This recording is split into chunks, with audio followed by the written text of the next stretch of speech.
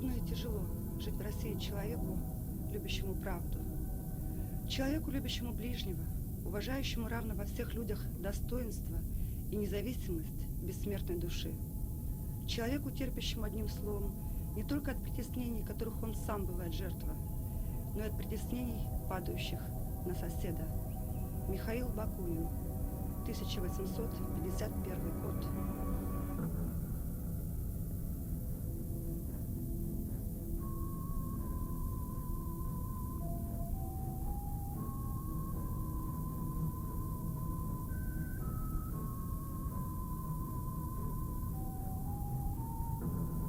Одна моя знакомая на праздновании своего дня рождения попросила присутствующих гостей не желать ей счастья. «Мое счастье, — сказала она, — осталось в прошлом». Действительно, мы склонны идеализировать прошлое, ругать настоящее. А ведь если мысленно перелистать страницы нашей истории и попытаться объективно посмотреть на сегодняшний день, то мы увидим, что, пожалуй, не было времени более лучшего для жизни каждого отдельного человека и для нас всех в целом. Сегодня у нас есть самое главное – свобода выбора. Известно, что дикие животные, долго прожившие в неволе, а затем отпущенные на свободу, трудно выживают и нередко возвращаются назад. Увы, многих из нас до сих пор мучает синдром ностальгии по клетке и непреодолимо тянет назад светлое прошлое.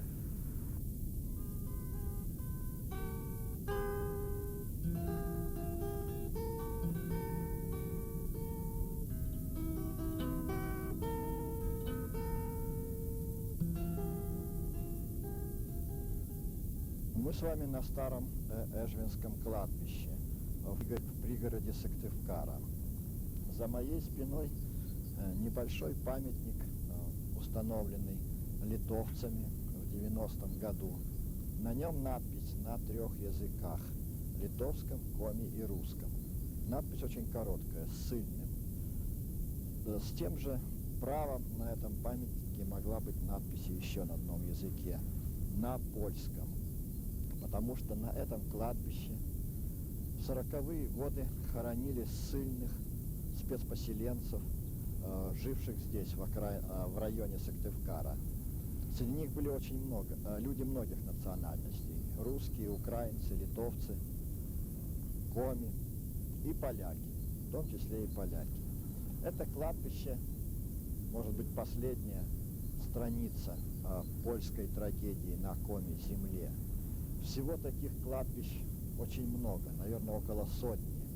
И покоятся на них больше 3000 бывших польских граждан, так их называли в советских документах, или просто польских граждан. Поляки, украинцы, евреи, белорусы, русские. А началась эта трагедия в 1939 году, когда Красная Армия освободила, в кавычках, Западную Украину и Западную Белоруссию. После этого началась чистка НКВД на новых землях, вошедших в состав СССР, добровольно, разумеется, вошедших. В результате этой чистки были проведены 4 мощнейших депортации в феврале 1940 года, в апреле-мае 1940 года, в июне-июле 1940 года и последняя перед самой войной, в июне 1941 года. Сколько неблагонадежных, так называемых, элементов было вывезено с бывших польских территорий, мы сейчас точно даже и сказать не можем. Российские историки называют цифру 350 тысяч, польские — это 1,5 миллиона. Мы можем определенно сказать, что один из потоков этих несчастных направился к нам, в республику. Было их в общей сложности около 21 тысячи человек. Вроде бы и немного. Но в то же время Коми-республика, Коми-земля в Польше хорошо известна как одно из мест, где страдали поляки. Прибывали они сюда эшелонами через Мураши в Кировской области, через Котлас в Архангельской области и передавались для работы в Коми-лесе. Так на Коми-земле возникла новая сыпь спецпоселков, в которых были размещены поляки.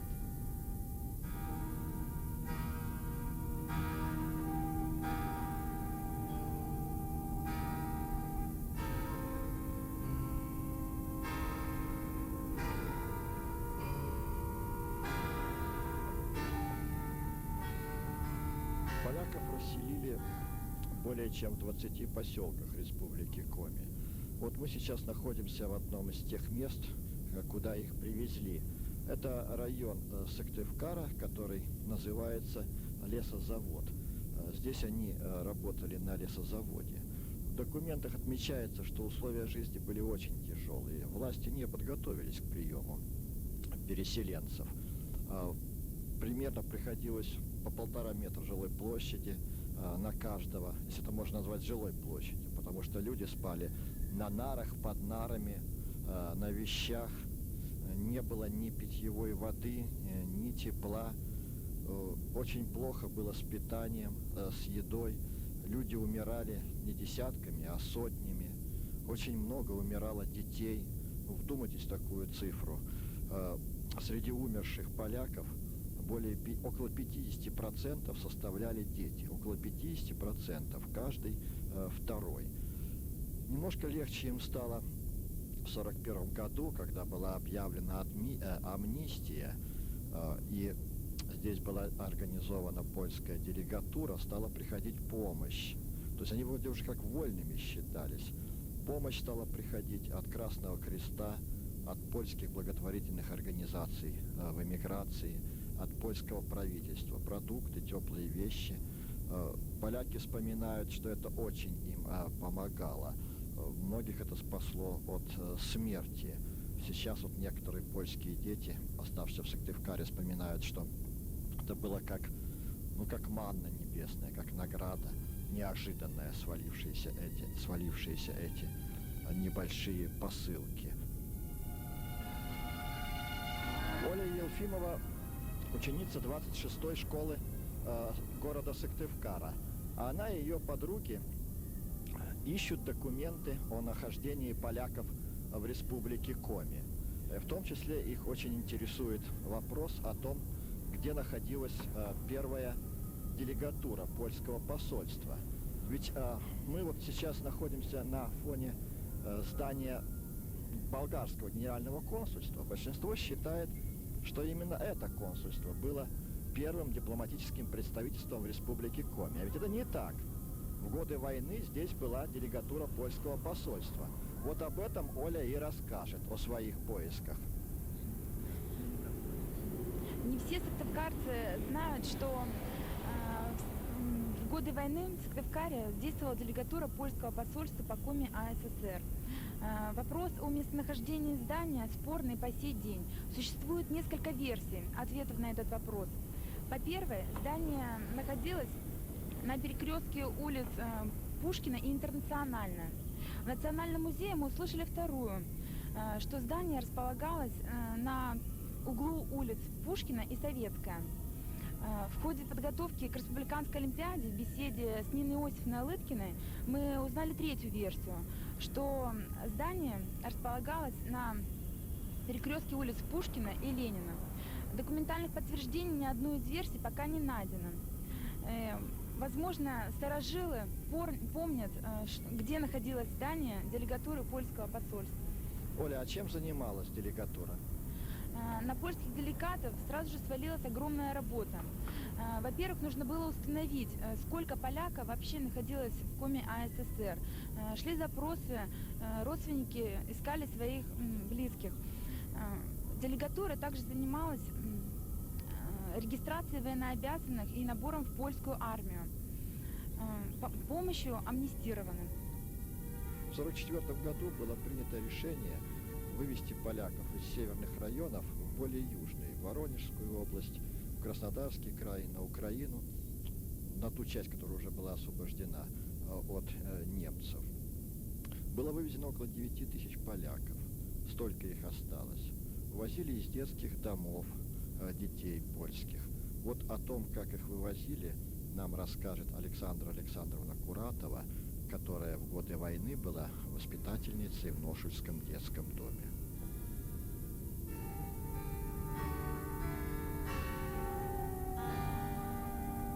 В 1944 году, когда стали вывозить из Коми Республики польских граждан, детей пришлось сопровождать мне, как более такому энергично мы сказали, давайте вы поезжайте. Местные не могут, а вы, говорит, сможете. 13 детей на мое попечение дали. Один даже не ходил пока. Сели мы на пароход, ношули на пристани. Ну, на пароходе там еще присоединились из Обьячева, из Читаева, из Спаспоруба, из Лоймы люди. И вот мы прибыли на станцию Луза. На этой станции, на этой пристани высадили нас просто там, на улицу, можно сказать, высадили. У меня была одна каструля, дали мне 3 мешка для детей на всю дорогу. Это был горох, американское молоко и хлеб, и больше ничего. И пришлось варить самим. Вот я сварила им горох, и они, дети у меня все заболели. Заболели кишечными заболеваниями, и пришлось их перевести в школу и нанять одну полячку туда вместе с ней. Мне ведь надо было держать все ночи, я спала вот этом на пристани, сплю на мешках, на одном мешке сплю, 2 держу в руках, потому что в годы войны же воровали много тоже, не было продуктов, а дети там были. Вот сварю, эта девушка придет, повнесет, постираем что-нибудь, штанишки там у них, у детей. И вот там 3 суток были. Потом нам дали товарный вагон, большой товарный вагон, где возили скот. Вот с одной стороны были 2 детских дома, это Спаспорубский и Лоемский, а с другой стороны наш Ношульский. Постель не дали, но нам сколотили нары, мужчины какие-то. И у детей, у наших, вот помню, колода Ирина, колода Зося, колода Роман, 3 было из одной семьи, мать умерла, отец был на войне. И вот у них была перина, у некоторых была пуфайка, вот использовали мы пуфайку, перину и так закрывались ночью. А варили мы на кострах, на улице. Расскажу один случай. Значит, выехали мы из Кирова и остановились на одном месте в 4 часа утра. Разожгли все костры, все польские женщины вышли из вагонов и варим. И вдруг, я первый раз еще еду на поезде, не знала, что такое вот тупик заходит. В тупик зашли, а смотрим, как будто бы паровоз взял поезд с другой стороны, и как будто мы обратно едем в Киров. И мы не сели. Вот человек 100 остались там на улице. И ждем возвращения нашего поезда. У самих кастрюли кипят. У меня еще продуктов не было, просто одна вода была. И обратились там к дежурному. Дежурный говорит: да вы что, поезд, говорит, ваш уже в Котельничах, вас, говорит, ждут. Наверное, туда сообщили, что мы отстали. Эти женщины стали плакать, отстали сюда. И так они, значит, очень сильно плакали. Но посадили нас на товарный поезд и догнали мы в Котельничах, 80 километров от этого места. И, конечно, начальники очень ругались, почему остались. Мне сказали: говорит, вы-то ведь руководители. Я говорю, я первый раз на поезде, я не знаю, как и тут. Ну и смешно, и тогда, конечно, было очень грустно. Дети, конечно, к нам были очень привязаны. Нас называли как своих родных. Мы, говорит, мамочек называем мамочка, а вас будем называть Александра Александровночка. До сих пор перед глазами у них, я даже часто вот слезы у меня выходят. Они не пускали нас, за юбку держались оттуда. И мы, значит, уехали, когда они заснули, чтобы не видеть их глаза. Очень было так жалко. И после этого я сколько писала и в Воронежскую область, и в Усмань, и в Польшу отправляла список тех детей, которых увезли. Почему-то ответа нет. Но из Усмани был ответ, что туда-то они отправлены. А потом туда написала, там ничего, никакого ответа не было. Польская страница в нашей истории длилась недолго, 3 года. В 1944 году поляки были вывезены отсюда в южные районы страны. Разумеется, те, кто остался в живых. Формально в 1941 году, в августе, они были освобождены по амнистии. Часть из них ушла отсюда в армию генерала Андерса, польскую армию. А большинство остались здесь, им некуда, их не выпускали отсюда и продолжали жить в поселках. Тяжелейшие условия жизни привели к тому, что многие из них навсегда остались в нашей земле. И вот это вот старое кладбище, это одно из мест, многих мест упокоения, вечного упокоения польских граждан на далекой земле Коми, которую они называют и сегодня Сибирью. Для них все места, где мучились поляки, обозначаются одним словом Сибирь.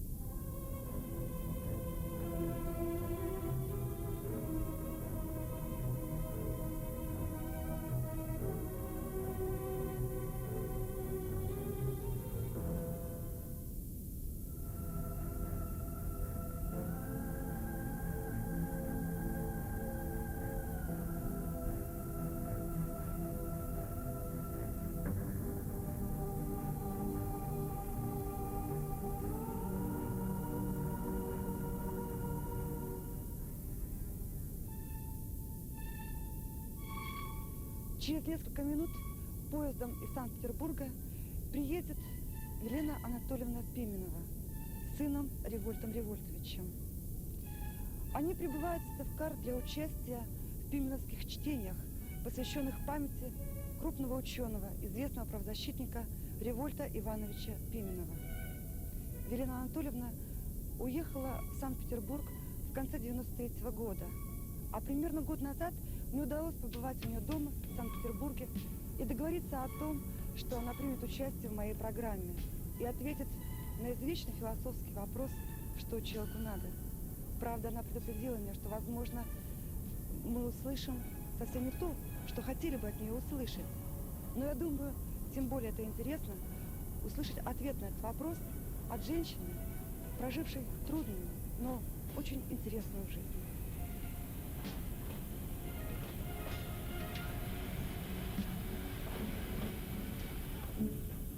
Отбывать ссылку Пименова отправили в республику Коми, поселок Краснозатонский.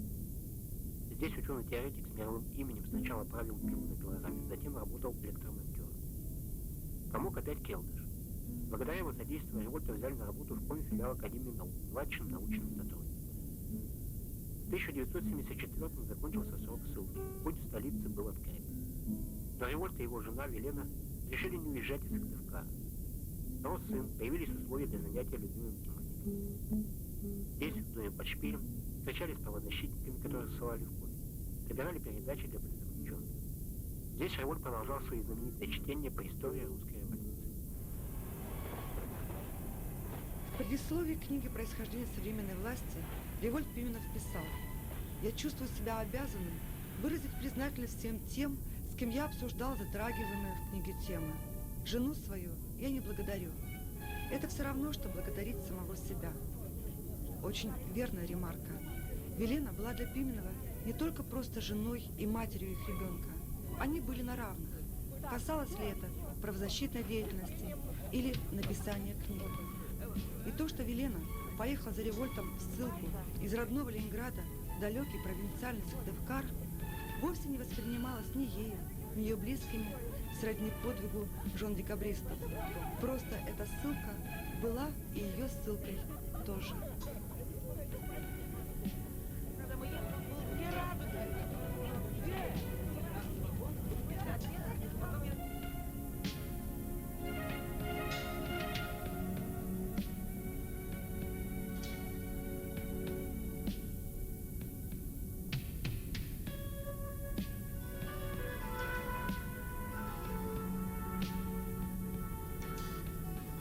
теперь знаю, что у меня вот есть два таких города в жизни.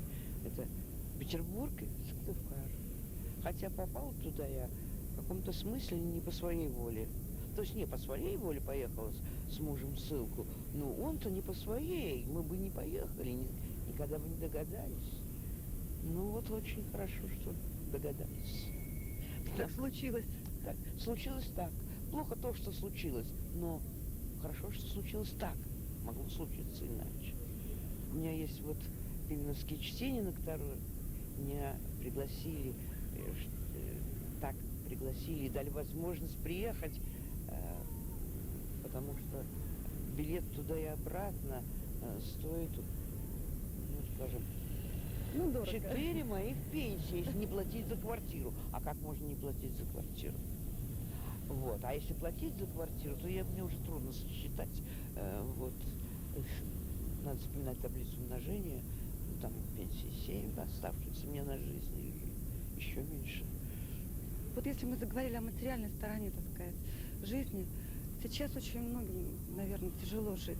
Как вы вообще расцениваете ситуацию, которая происходит у нас в стране? Ну, это очень трудно сказать. Ну, можно сказать, я поняла главное. Для меня, только упаси Боже, для кого другого. Я поняла раз, что не надо ни на кого надеяться, не потому что люди плохие, а потому что не надо надеяться. Не надо думать о власти, потому что она о нас не думает. Но надо думать, как не нарушать законы или как их умно нарушать, не криминально. Вот так. Но стараться все же не нарушать. Елена Анатольевна, сейчас вот, к сожалению, получилось так, что в народе слово «демократ» чуть ли не ругательное. Вот как вы оцениваете все, что вот связано с этим? Это очень жалко. Это очередная неправда, в которую народ поверил. И те, кого они называют демократы, повторяют это даже крепче гораздо, выразительней, но называют... Но это неправда. Очередная неправда. Потому что демократия не делает царствие Божие на земле. Нет, это пока что лучший способ отношений всех со всеми в обществе. А ругать демократию совершенно невозможно. Нужно сначала пожить при демократии, а потом уже ее поругать. А мы еще пока не жили. Ну, у нас такая демократия, все знают, какая. У нас есть свобода слова, несомненно, с которой очень успешно борются по возможности, нет, с переменным успехом, скажем, не с очень успешно. Ну, иногда успешно борются те демократы, которые находятся у власти. Но часть тех, вернее, властителей, которые называют себя демократами. Ну, может быть, они даже демократы. Очень может быть, по убеждениям. Вот. Просто они активно желают себе добра.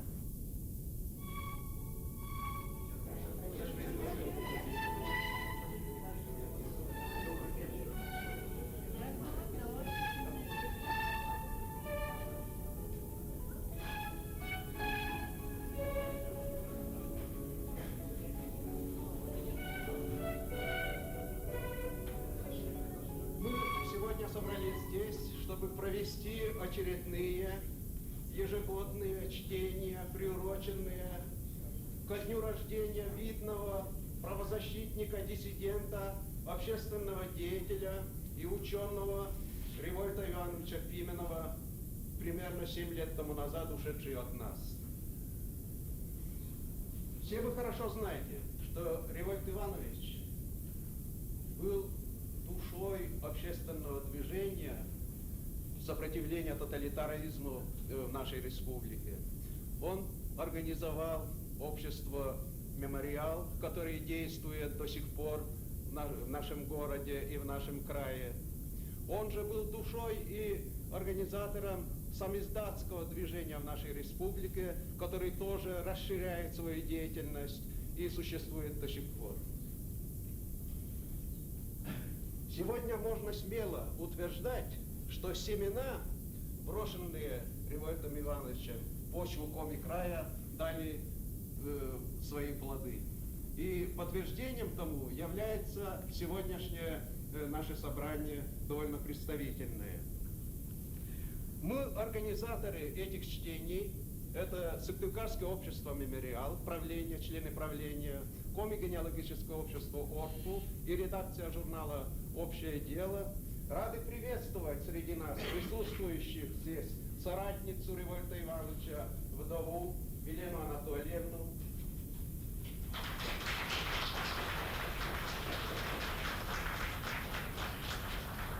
Сына Пименовых Револьта Револьтовича, которые приехали к нам из Петербурга. Нас приветствуют всех участников этих чтений, соратники, друзья Револьта Ивановича. Вот получил правительственную телеграмму из Москвы, из Государственной Думы, разрешите вам прочесть. Шлем привет, наилучшие пожелания участникам пименовских чтений. Ваша работа – вклад в сохранение исторической памяти нашего народа, становление гражданского общества, память об ученом, правозащитнике, диссиденте, народном депутате Револьте Пименове – наше общее достояние. Желаем успехов. Депутаты Государственной Думы Сергей Ковалев, Галина Старовойтова, Виктор Шейнис. 16 мая 1997 года. И всех участников сегодняшних чтений и благодарю организаторов за инициативу и усилия в столь значимой общественной акции. Как не стоит город без святого, так не создается страна без героев. Способность почитания живых и умерших есть тот дар, который мы в последнее время оскудели, но без которого не бывает великих стран и народов.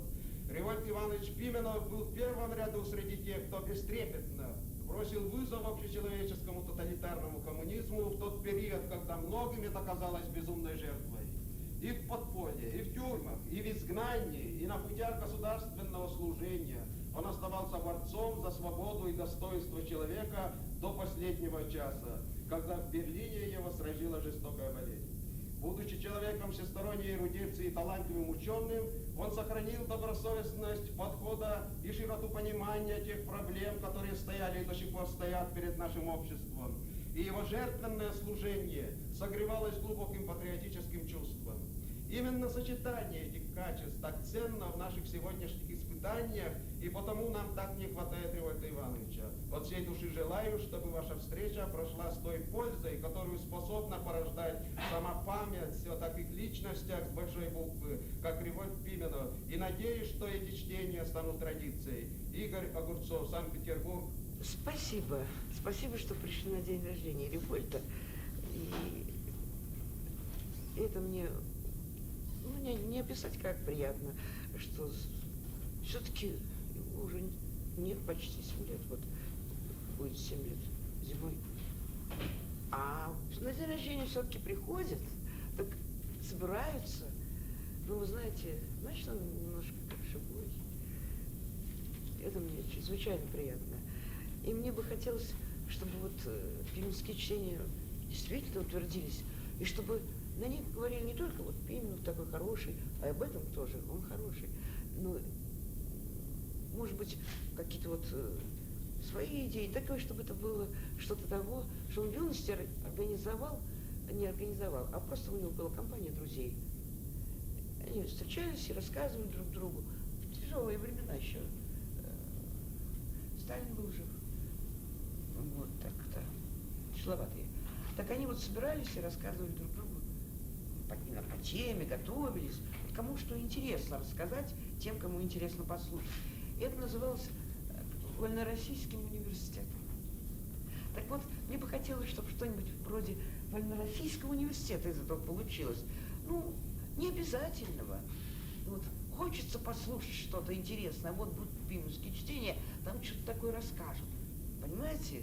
Или наоборот, мне бы надо это рассказать кому-то. Ну вот на пименских чтениях я это обязательно расскажу.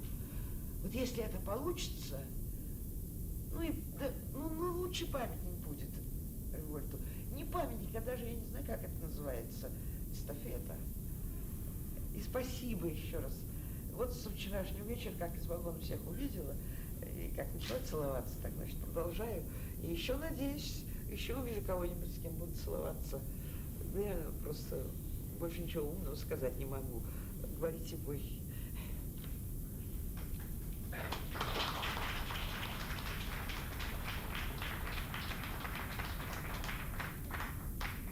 Спасибо.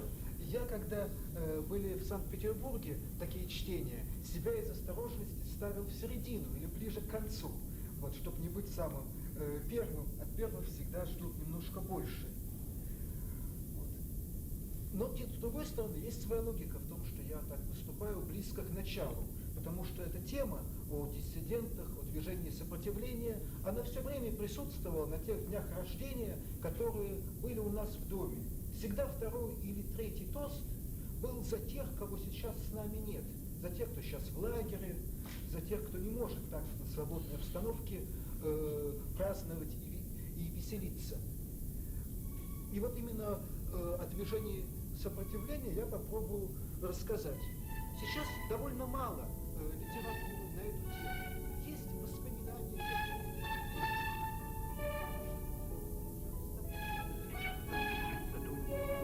Сослужился на крыле своего коллегу-ученого перепечаткой самиздата звезды Александра Михайловича. И были еще обыски, и были допросы, и был 1982 год, когда 50-летнего Пименова очередной раз пытались посадить. Шли годы, накапливалась усталость. Случались минуты, когда хотелось просто закрыть глаза и перенестись в такое место на земле, куда не в состоянии заглянуть всевидящее око, для него, владевшего 11 языками, автора известных на Западе работ в редкой области теории пространства и времени. Таких мест на земле было более чем достаточно. Вспоминает Елена Пименова. Он очень боялся как так безвозвратно ехать из России. Вот другой поработать день-нибудь в университете, конечно, хотелось. Вообще так, пожить, как писал в своем заявлении, чтобы его отпустили отдохнуть от квартиры. Но не вернуться, это ему представилось таким кошмаром, как взять и умереть. Сердце мое заштопано в серой пыли и спи. Но я выбираю свободу и свистите во все свисты. Я выбираю свободу, я пью с нею нынче воды. Я выбираю свободу, Норильские пруды. Я выбираю свободу, но знаете, не я один. И мне говорит свобода. Ну что ж говорит, одевайтесь и пройдемте, и пройдем.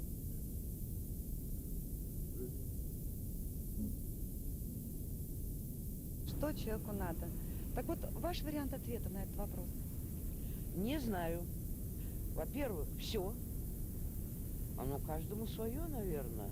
И даже если каждому свое, так это еще не значит, что ему не хочется еще чего-то. Может быть, надо, но он не знает об этом. А как узнает, так ему и это станет надо. Ну а вот лично для вас, что самое главное? Самого главного нет. Ну, есть главных, там несколько подглавных, а кто из них когда одерживает над чем верх, мы не знаем. А иногда одно, иногда другое. А сказать, вот самое главное. Ну, пожалуй, для меня самое главное, чтобы не было инсульта. Успеть до инсульта. Ну, вот, пожалуй, все. Хорошо бы еще успеть до полной слепоты. Не расслышала вас. До полной слепоты успеть. Это для меня сейчас самое главное. Но это не значит, что я об этом все время думаю. Это самая главная, так сказать, сверхзадача. Она где-то там в спинном мозгу, ну не только в спинном, видимо, и в головном. Но кроме этого есть еще такие разные-разные главные вещи. А бывает ужасно главным достать кошке рыбу. Такую, которую она любит, которая не очень дорогая. Ну и почему я, значит, свое то самое главное напрочь забываю. Для меня существует только вот где, интересно, есть кошкина рыба. А то бывает вот такая, которую она не ест, она капризна. Самые главные вещи, когда удачно, когда неудачно, но чрезвычайно важные вещи, начал говорить телезрителям человек, перед которым я абсолютно преклоняюсь. Солженицын. Вот он говорил, он пророк, борец, философ, человек, который достиг невероятных вещей, он даже от рака выздоровел, для того, чтобы все рассказать нам то, что он хотел сказать. Ну вот, когда ему рот не затыкает, он пытается наскоро сказать что-нибудь, быстро сказать что-нибудь очень главное. Хотя это может быть и не самое, но главное, важное. Ну, иногда можно с ним можно не соглашаться. Но опять же, не по большому счету, а по большому счету он был прав с самого начала. И как нам обустроить Россию, он был прав. Он с миром и добром говорил эти слова. И нужно было его слушать и возражать конкретно по пунктикам, осторожно. Также вот с миром и любовью. Ну, поступили иначе. Ну, это к вопросу о нашей демократии. Я очень за него рада, как была, когда вот его сын выступал в Москве, и они сидели в первом ряду с женой. Какое счастье. Он сделал все, что хотел. А теперь он слушает, как его сын хорошо играет. Я была ужасно рада. А, кстати, Револьт Револьтович, ваш сын, чем сейчас занят? Христианско-демократическим союзом, подготовкой к изданию 3-4 книг «Происхождение современной власти». Револьт Иванович. Да, вот этим. Ну, немножко с иронией. Папа, я приехал на чтение в честь своего отца, Револьта Ивановича Пименова. Он говорил, что ему надо любви и преданности. Так он шутил. А у Галича есть знаменитая песня «Не бойтесь войны, не бойтесь чумы, не бойтесь глада, а бойтесь того, кто скажет, как надо». И проще ответить, что нужно одному конкретному человеку, скажем, мне. Вот. Но я христианин, и я убежден, что именно в христианстве человек может узнать, что надо. Человек создан Богом, должен его постичь, стремиться приобщиться к Богу. А это первое и главное, если серьезно отвечать. Но до конца, конечно, что человеку надо, знает Бог. Мне больше нравится позиция, что я люблю. Вот этот вопрос, что и кого, куда более продуктивен. И ты можешь что-то добавить, что-то сделать из того, что тебе нравится, ради того, что тебе нравится. А когда мы отвечаем на вопрос, что мы должны, мы начинаем как бы толкать других людей в какую-то сторону, потом обижаться и злиться на них, что они туда не идут. Вот. Скажем, я работаю сейчас, работал не так давно в Москве в одном приюте. И там было очень смешно, как добрые, почтенные люди часто туда приходили и говорили, что нам надо. Как правило, они говорили довольно умные вещи, примерно одинаковые, но у нас там очень мало, и мы выбивались из сил, вот, не имея просто возможности это осуществить. Я думал, что я мечтал так шутливо, что если бы число яблок, подаренных этим беспризорным девочкам, равнялось бы числу советов, наша жизнь стала бы лучше. Вот я сторонник взгляда «я люблю», а не «мы должны». Вот, я люблю советы, но я не люблю власть советов. Ну, а тем более советскую власть. И все-таки я, рискуя прослыть, шутом, дураком боятся, и ночью, и днем держу об одном. Не надо людям бояться. Не бойтесь тюрьмы, не бойтесь сумы, не бойтесь мора и клада, а бойтесь единственно только того, кто скажет «я знаю, как надо», кто скажет «идите, люди, за мной», Я вас научу, как надо.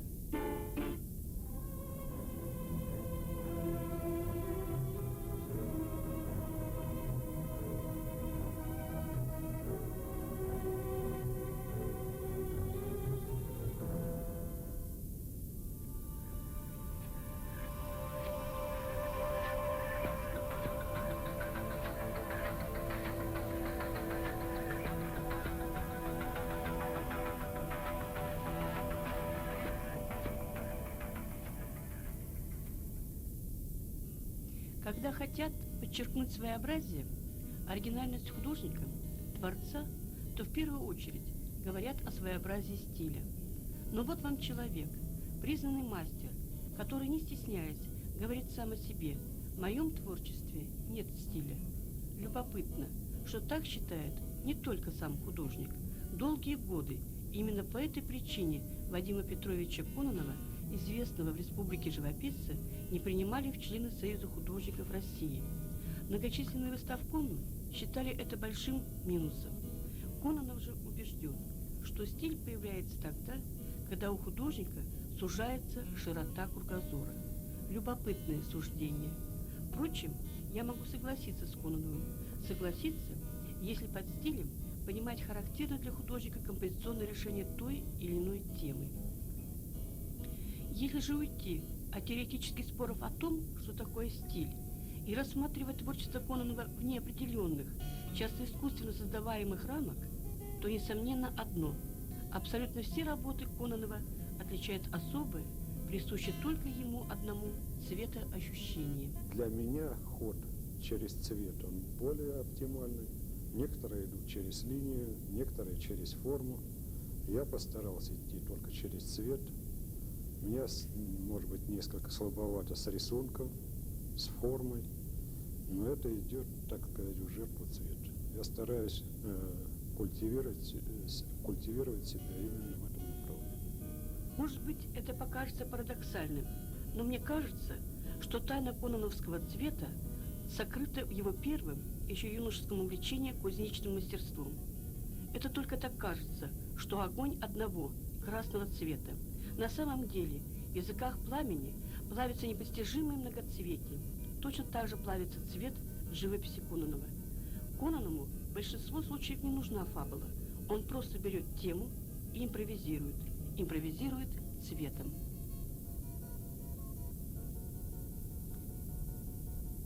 Работа вот такая, как часто понимают, там, философского какого-то содержания, ее в живописи не существует. Это все литературщина, такое, ну, как бы из области блефа такого что-то. Само философское начало в живописных работах, оно передается интуитивно. Если у автора оно есть, то оно есть и в работах. Я так надеюсь на это. А чисто такой вот создам такую философскую картину, там возьму, помещу туда известных людей, там какую-то интригу такую глубокомысленную. Это все ерунда, это из области литературы. Но, однако, ведь некоторые работы твои связаны с философией, например, «Путь», «Дорога». Конечно, но это идет не от самой идеи, а идет сначала от живописи, сама форма, то есть какая-то такая уже подоплека какая-то такая, опять-таки литературная, она возникает в силу какой-то необходимости. Для поддержания вот этой вот живописной идеи или еще как-то, но у меня нет такой самоцели. Ну, может быть, конечно, люди, и я человек слабый такой, может, временами оно проявляется как-то, само собой. Но я стараюсь с этим бороться. Я, по крайней мере, на данный момент убежден, что сама философия в живописи, она носит такой чисто внутренний характер. Она содержится в самой живописи. Не в содержании, не в контексте в каком-то, а именно в самой живописи.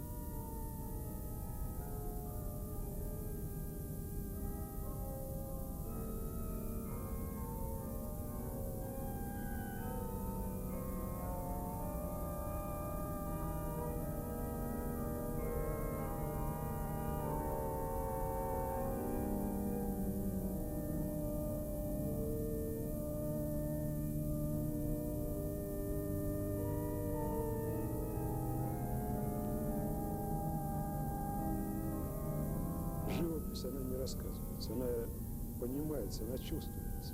Живопись – это область чувств, это не понятие. Понятие – это наука, вот там, это там понятие. А в области искусства нет понятия. В области искусства это существует только чувство. Если человек чувствует что-то, значит, ему все понятно. Если он не чувствует, ему никогда не объяснишь ничего.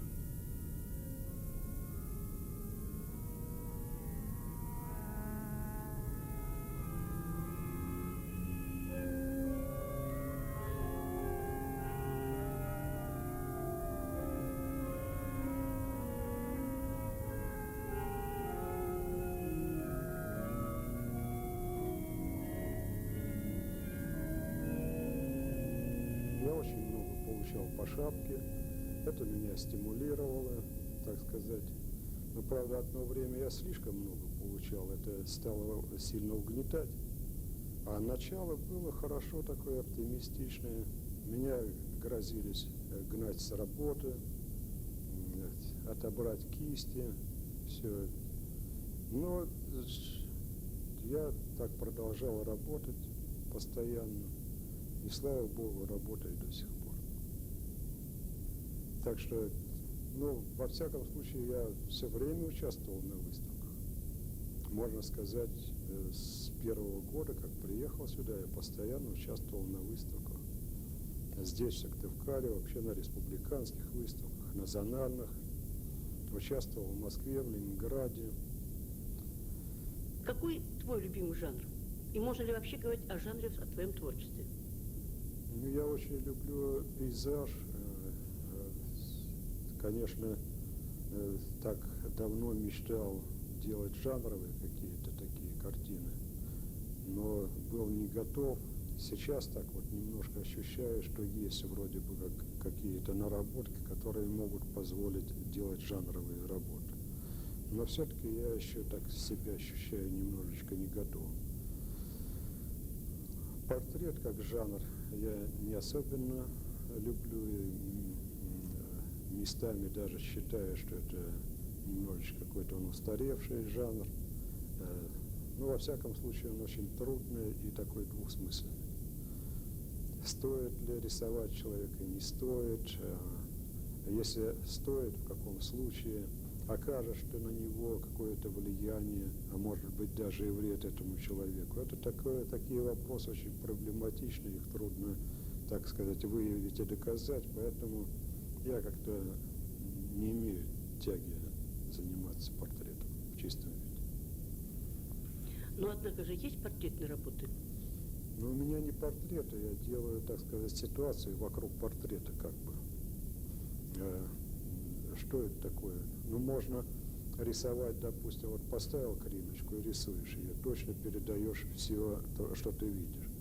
А можно делать просто запах молока, запах глины, там, то есть то, что связано с скрипкой. Ну вот меня больше всего интересует второе. Не сам человек по себе, вот как именно, как предмет, как вещь какая-то, как форма, а все то, что окружает этого человека.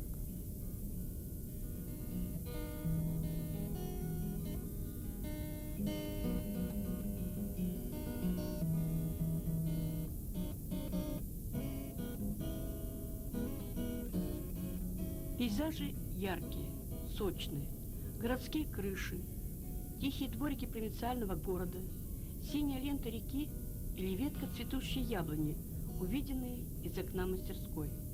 Все это знакомо нам, но под кистью художника преображается, передавая особое состояние души автора.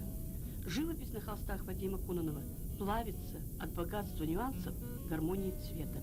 Прежде чем начать работать, я стараюсь как-то вызвать, поместить себя, что ли, в благоприятное такое состояние, чтобы, ну, мне, по крайней мере, в данную минуту было прекрасно, чтобы мне все нравилось и так далее.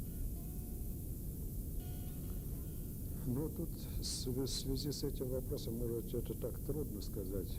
Тут есть такая вещь, вот проблема гротеска в искусстве. Можно, конечно, все утрировать как-то в такую, как в комичную сторону в лучшем случае, или в какую-то такую в ироническую сторону, или вообще такую в сторону безобразия, добиться каких-то результатов. Мне вот этот ход такой он претит. Я считаю, что это, ну вообще это очень вредное такое явление. Идет оно от слабости, от человеческой.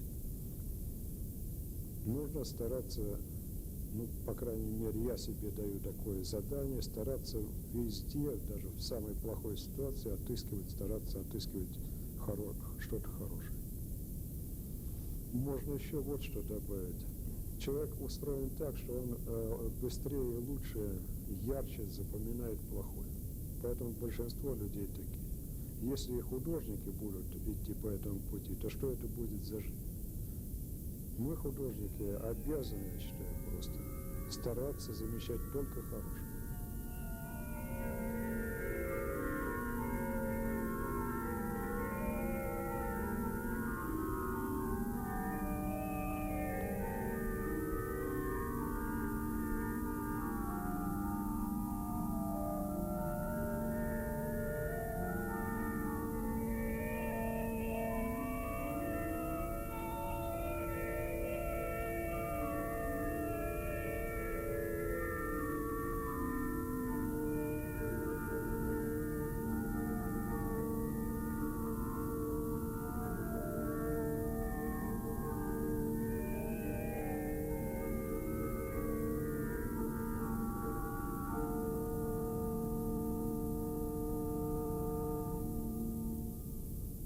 Свое радостное, оптимистическое мироощущение Вадим Кононов передает не только в своих картинах.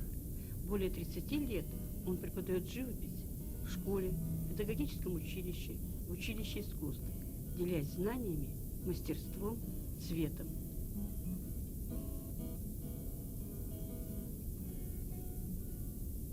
Молодежь, она одаренная, ну, там можно без конца открывать и открывать, выращивать таланты можно бесконечно, потому что одаренных людей очень много.